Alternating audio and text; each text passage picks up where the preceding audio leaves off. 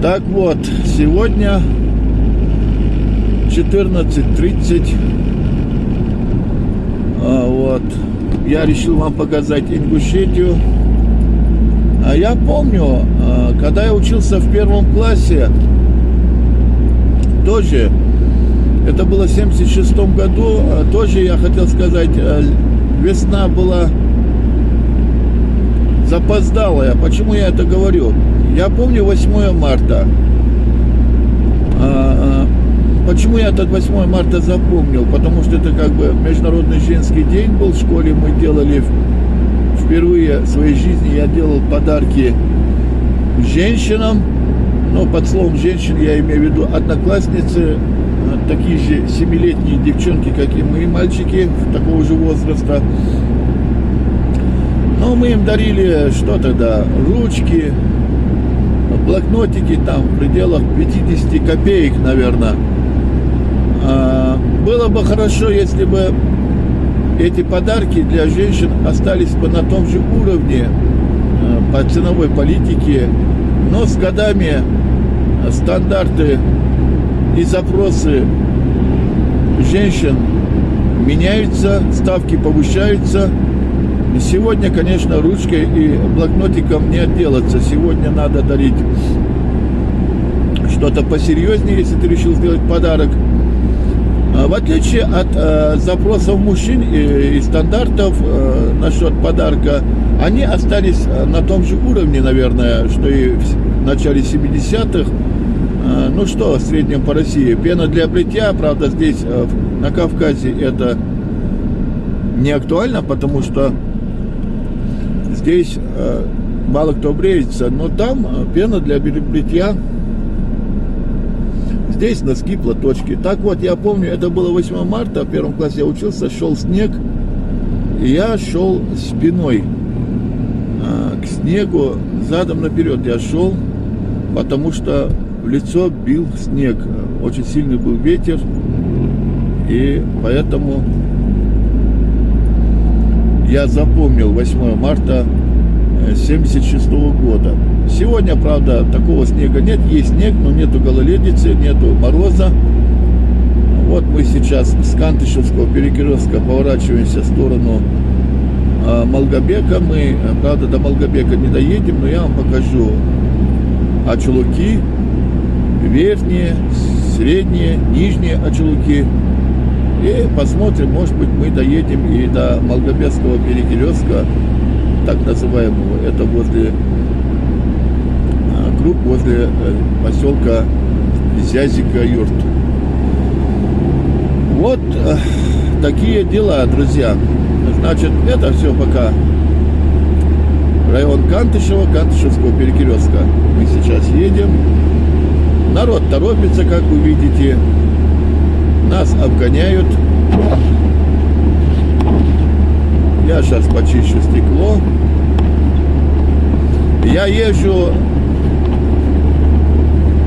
В последнее время перестал ездить быстро. Я-то ездил очень быстро, но мне наш брат Магомед Муталиев, канал Алгайдог, еще где-то полгода назад, когда мы выезжали, не помню, по-моему, мы выезжали в горы Ингушетии, если я не ошибаюсь.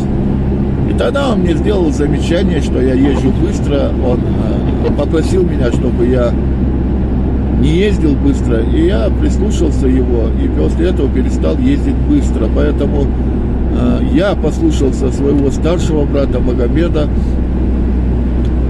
Хотел бы обратиться к своим младшим братьям, и очень хотелось бы, чтобы и они меня послушались, как и я послушался своего старшего брата Магомеда. Пожалуйста, прислушайтесь к моим словам.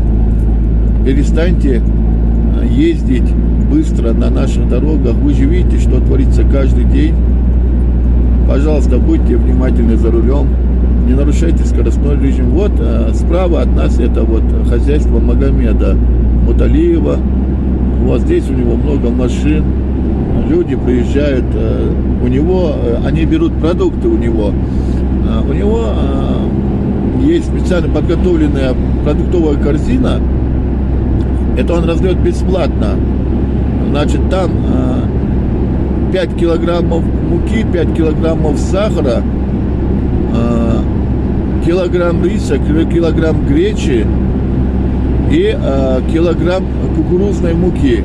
Ну и, конечно, одна сетка, 10-килограммовая сетка картофеля. Вот такие продуктовые корзины Магомед Муталиев раздает любому желающему, который к нему заедет. Имейте это в виду. Это вот от Кантышевского перекрестка, если ехать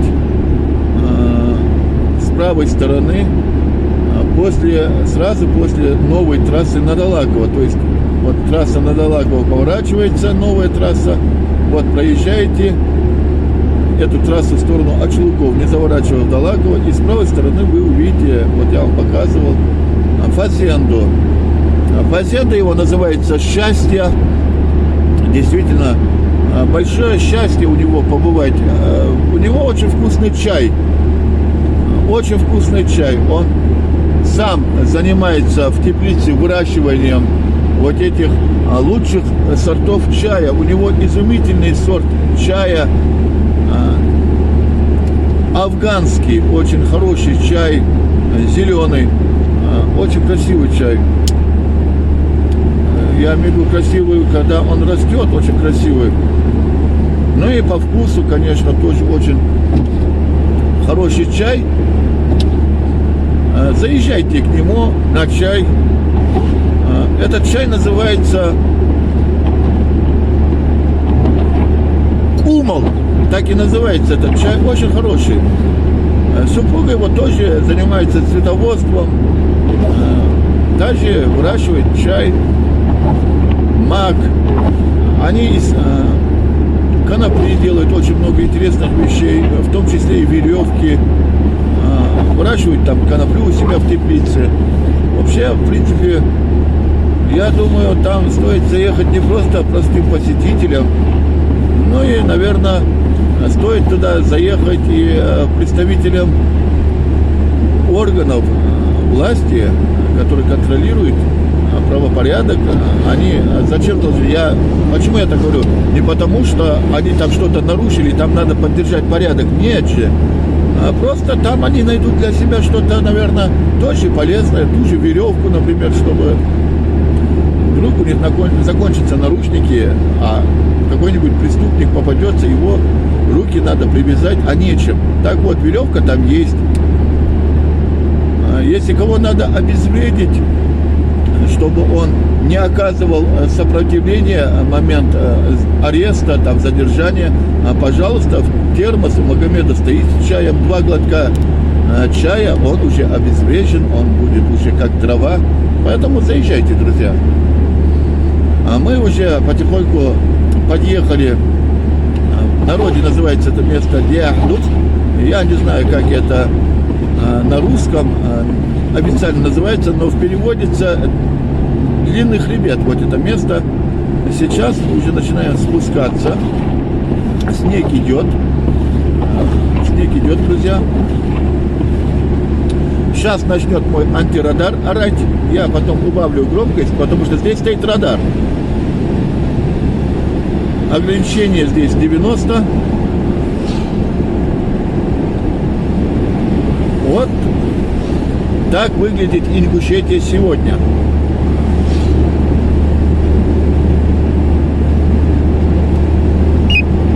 Вот антирадар. Сейчас я убавлю громкость. Все, он перестал. Мы едем. У нас скорость 85-90. Я максимально езжу до 105, максимум около 110. То есть я не нарушаю скоростной режим. Если ограничение 90, то мы можем ехать до 110. Вот это я делаю после того, как мне Магомед Муталиев сказал, чтобы я не ездил быстро. Поэтому я и не езжу, я соблюдаю правила,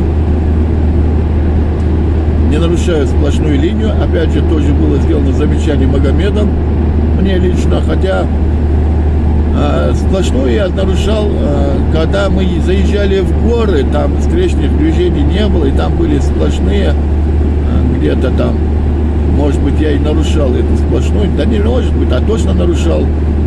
Я просто переезжал сплошную линию, и он мне делал замечания даже в горах, чтобы я не пересекал сплошную линию.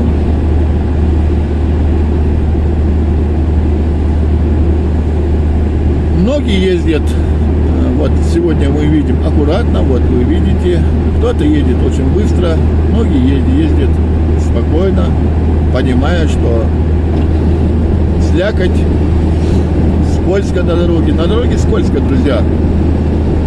Вечером будут морозы, будьте, пожалуйста, очень внимательны.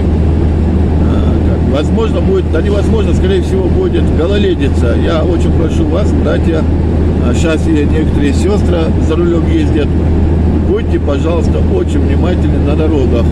Берегите себя, берегите своих пассажиров, берегите всех участников дорожного движения. Вы же не только себя губите, вы губите и тех, кто спокойно ехали по своим делам, ничего не нарушая. Вы и им создаете проблемы, и себе. А главное, вы создаете проблемы своим родным и близким. Не дай Аллах, если кто-то погибнет или искалечит себя, это большой удар для его родных, особенно для родителей. А в основном быстро ездят молодые люди, у которых есть в большинстве своем живы, здоровы родители. Дай Аллах, чтобы они были живы, здоровы и жили долго и счастливо. Берегите, пожалуйста, себя. Не нарушайте правила. Это моя просьба к вам. Каждый день видишь аварии. Каждый божий день. И, конечно, это очень тяжело видеть. Особенно, когда ни за что гибнут наши люди на этих дорогах. Мы убиваем себя. Поэтому это дело надо прекращать. Коровы вот с правой стороны идут, их выгнали. Не знаю почему в такую погоду. Конечно, желательно было бы их держать дома. Я считаю, что это неправильно. Как вы считаете насчет этих коров, которые выгоняют в такую погоду на улицу? Напишите в комментариях, вы это дело одобряете или нет. Все, мы въезжаем в Малгобекский район. Это первое село Верхние Ачулуки. Вот. Здесь тоже стоит радар. Вот мой антирадар начинает стучать. Говорит, что засада.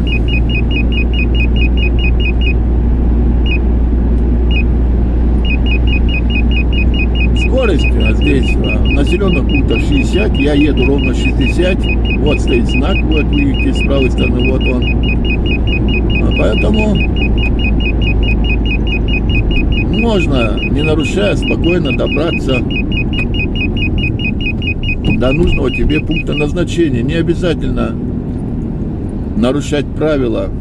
И вы и время особо не сэкономите. Ну, максимум, что вы там сэкономите? Ну, максимум, если, допустим, ехать с Кантышева в Малгобек, ну, сэкономите вы максимум 5-7 минут. Но стоит ли так сильно рисковать своей жизнью ради 5-7 минут? Тем более, вы потом, когда приезжаете, допустим, с Назрани в Малгобек, вы потом часами стоите, занимаетесь болтологией, и, в принципе, я понимаю, если бы человек опаздывал бы на самолет, и здесь еще как-то было бы оправдано, или там еще что-то случилось очень важное, что-то там, что надо срочно, очень срочно прибыть на какой-то пункт назначения, и то эти 5 минут особо ничего не решают. Поэтому еще и еще раз хочу попросить всех участников дорожного движения, пожалуйста, не нарушайте скоростной режим, не нарушайте правила дорожного движения. будьте осторожны за рулем. Да, лорд Олдвей, Хама Зена Зулма, да, лорд Олдвей. Много бордюров здесь, потому что люди быстро ездят, поэтому и бордюры лежат. В народе их называют лежачие полицейские. Вот на обгон выскакивают люди. Такой же Мерс хотел выскочить, как у меня на обгон, но он увидел, что навстречу идет тигр и решил не высовываться. Шутка. Так, как я и сказал, мороза нет, снег идет. Я думал, здесь в Ачулыках, если честно сказать, не будет снега. Я думал, здесь будет другая погода, потому что Ачулыки — это субтропики, здесь растут бананы, гранаты. Здесь климат такой субтропический, это курортная зона, здесь мощнейший курорт Ачулыки. Здесь построили мощнейшую санаторию. Я вам покажу его, наш 12-й зам, который сегодня сидит. Это наш бывший глава или голова. Он построил здесь очень мощный курорт, потратил очень много денег. Он очень щедр был на трату бюджетных денег, он никогда не мелочился, поэтому он тратил федеральные деньги и построил вот очень мощный курорт в Ачулыках. Благодаря вот его этим заслугам, благодаря тому, что он умело мог не просто освоить деньги, но и построить замки.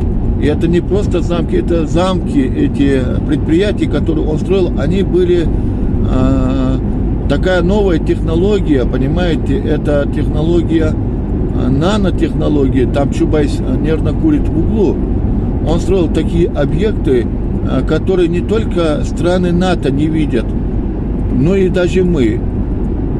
Они невидимки, понимаете, это же надо уметь строить так, что их никто никогда не видел и никогда не увидит. Вот, поэтому он и сейчас дальше пошел вверх, наверное.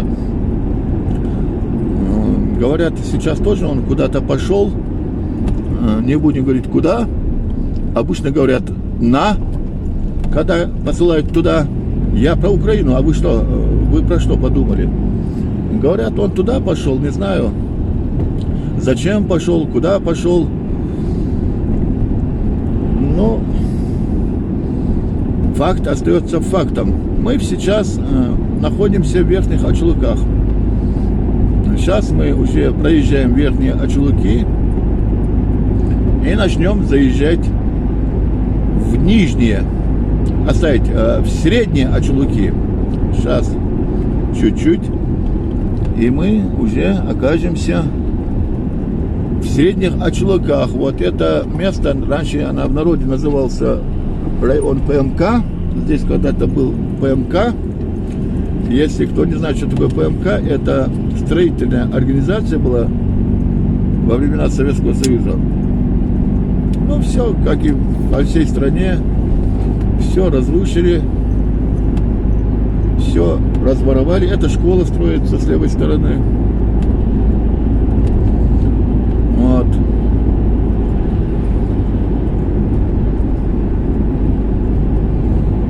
Вот мы подъезжаем к курорту, на который 12-й зам потратил, нынешний 12-й зам главного шамана, я имею в виду. Вот курорт с левой стороны, видите, какая огромная, 2 беседки и арка. Вот и хорошо. А что вам еще надо? Пусть не работает. Но есть же, есть. Главное, какие были арки. Какая была арка, какая была, какие были 2 красивые беседки. Да, конечно, их строил Гуцериев еще тогда, когда у нас была офшор и разворовывались миллиарды долларов, Гутерреев построил нам во времена Аушевского правления, построил нам вот эту мощную арку. Сейчас мы уже находимся в Средних Ачулыках. Мы сейчас увидим с вами с левой стороны, обратите внимание, вы будете видеть башню.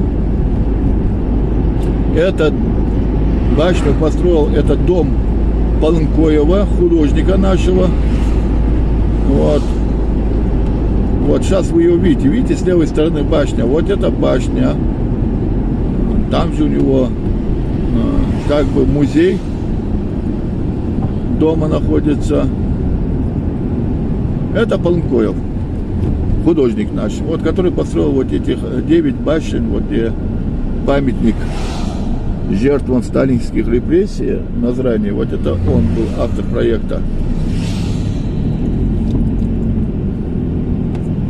Мы сейчас находимся в так называемом Ачулыкинском перекрестке. Направо дорога в сторону Карабулака, налево Гайрбек-Юрт, прямо на Малгобек. Но мы едем дальше. Погода оставляет желать лучшее. Бананы ачулыкинские, правда, еще не созрели. Не созрели бананы. Хотя дыни здесь давно уже созрели, я видел, еще давно. Но бананы еще нет.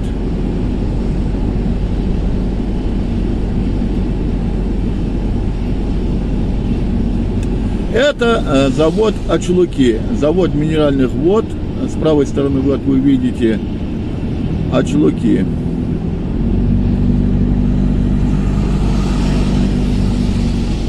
Синий цвет покрасили. Ну, вы понимаете, синий цвет, он любимый цвет Кремля. Цвет. Я про цвет Единой России говорю, друзья, а вы про какой цвет подумали? Нет, это цвет Единой России. Вот здесь тоже наши предприниматели, такие предприимчивые, даже рассчитали, какой цвет надо поставить забор, здание.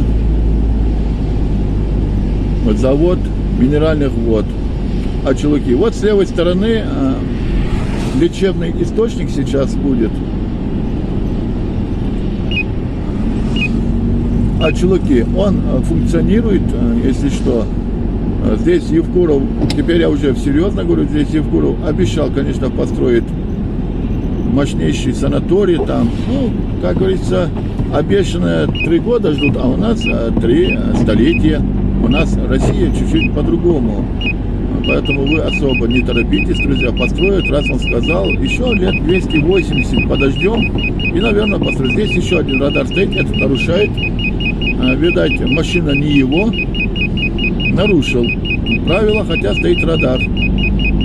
А может, у него нету антирадара, несчастно попался, а может, машина не его, не знаю.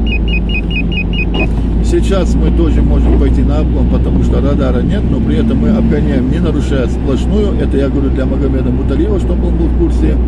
Вот здесь, говорят, хороший электрик есть, вот в этой заправке.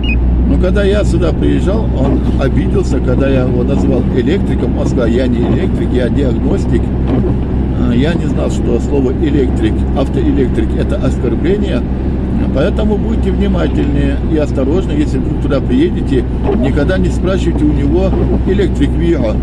Всегда спрашивайте диагностик ВИГО. Наверное, это не оскорбление. А электрик получается оскорбление. К сожалению, раньше мы говорили, какое красивое голубое небо. А сейчас это тоже стало оскорблением. Поэтому времена меняются. На дороге поставили вот эти планшеты. Аллаху Акбар, Субханаллах, Алхамдулиллах, Ла Илляха Илляллах, Аллаху Акбар, Диарес, Халшаудич. Во всех населенных пунктах, не только у нас, и в Чечне, и в Дагестане я это наблюдал. Лишний раз это все тебе напоминает об упоминании Всевышнего, и это очень хорошо. Пусть Всевышний зачтет это благом для тех, кто этим занимался, установкой вот этих небольших щитов с именами Всевышнего. Так, этот КамАЗ надо обогнать, конечно, друзья.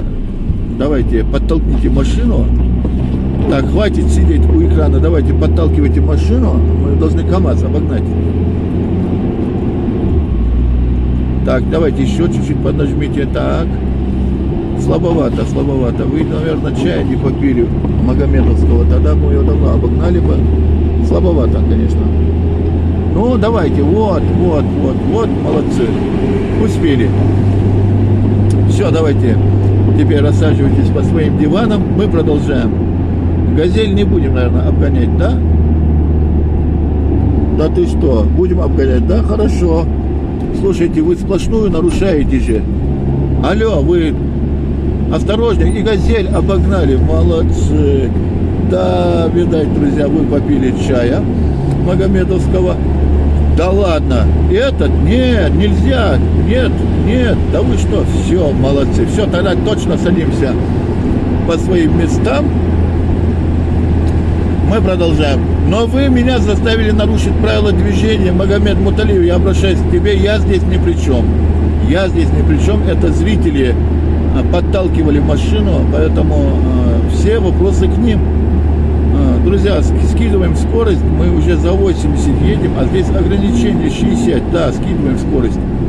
Вот так вот.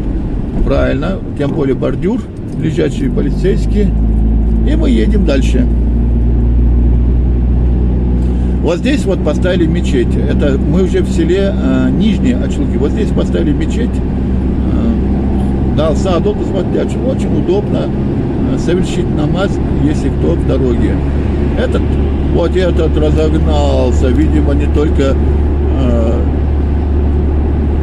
чайканул, но и курнул, скорее всего.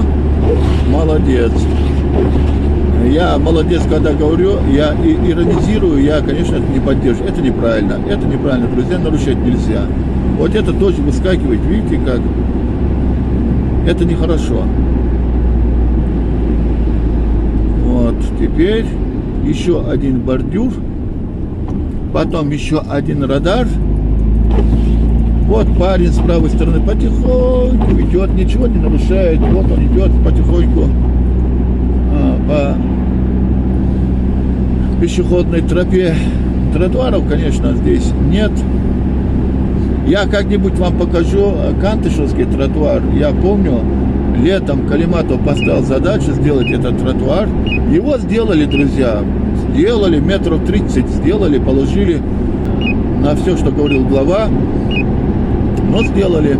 Я покажу. Я это покажу и очень буду надеяться, что и глава это увидит, как выполнили его поручение. Радар. Радар. Вот с левой стороны это учреждение, это образовательное учреждение. Здесь учится. Это детский садик, друзья, да. Золотая рыбка. Добро пожаловать в марш Дуалчо. Хорошо, что хоть на одном месте написали на ингушском языке. Дашочкар можно было тоже написать, золотая рыбка можно было тоже дописать на ингушском языке. Но спасибо и на этом, что написали марш Дуалчо. Добро пожаловать, и на ингушском языке написано. Вот девушка потихоньку идет, ничего не нарушает. А, вот она что. Здесь радар, поэтому она не нарушает скоростной режим. Молодец. У нее, видимо, в телефоне есть приложение антирадар, и она вот спокойно шла, ничего не нарушала. Прямо под радаром она находилась. Я тоже думал, что она так спокойно идет, ничего не нарушая. А здесь, сейчас с левой стороны вы видите учебное заведение, это колледж. Здесь учатся наши студенты. Наверное, мы здесь развернемся, друзья. Наверное, мы здесь развернемся. Дальше делать нам нечего. Мы поворачиваемся с вами. Я заеду к Магомеду Муталиеву. Я ему покажу сегодняшние съемки. Ребята здесь стоят, голосуют. Мы тоже кого-нибудь с собой возьмем. Все, я выполнил вашу просьбу. Я сделал съемки.